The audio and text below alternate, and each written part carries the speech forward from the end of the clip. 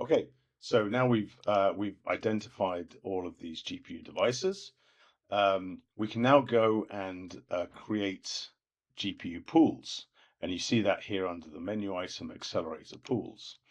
You can see that we already have one pool created here, and I've called that T4 Pool 1. And what we've done is we've created the pool, and we've assigned one GPU device to it. So there's two GPU devices here, but we only have one that's assigned to this pool currently.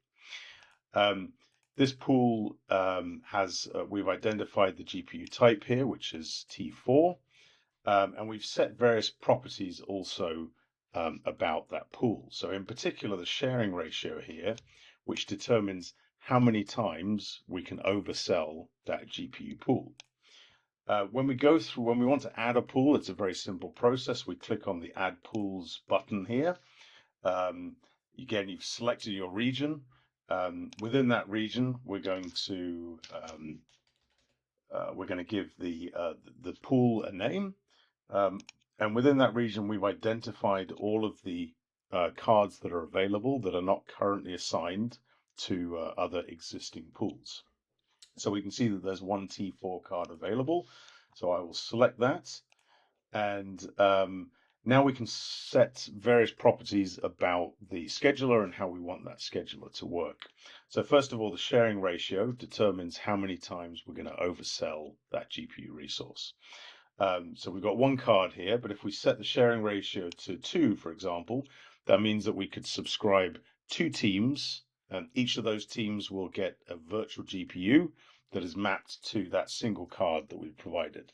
You can add as many cards into a pool as you want, and you can scale up that capacity. Obviously, we'll always be honoring and enforcing the sharing ratio. So the sharing ratio and the number of physical cards will determine how many virtual GPU resources are available to customers to be able to subscribe to. When we configure a sharing ratio of greater than 1, various properties become enabled here. So in particular, we can choose how we want our pool scheduler to behave. We can choose settings between high security.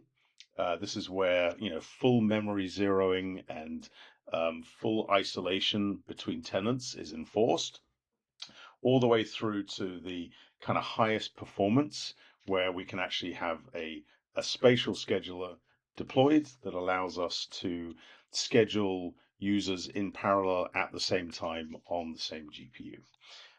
So it's really up to you how you want to configure the pool, and you've got various trade-offs here that you can make between performance through to a sort of medium balance setting, where we have a temporal scheduling, but without the full memory zeroing enforced, which means that essentially the performance is a little bit better than the fully secure mode.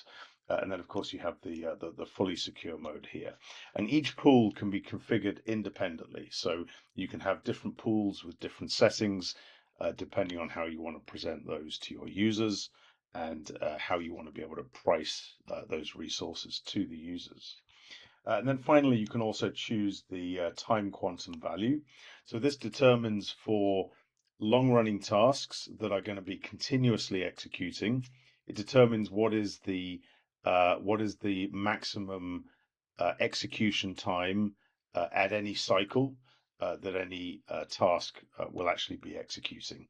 Now, obviously, for things like inferencing tasks that are much more likely to be idle in between execution periods, we have a very fast idle detection algorithm that's running in the background that allows us to context switch tasks in and out of the GPU.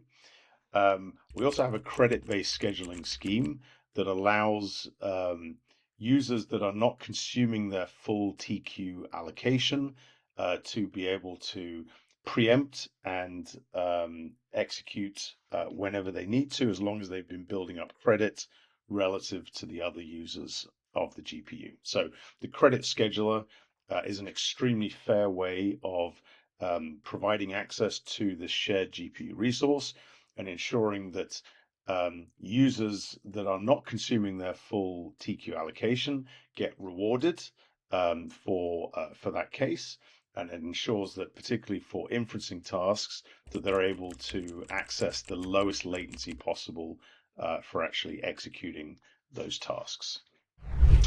Okay, so we'll go ahead and kick that one off, and that pool is going to start deploying now.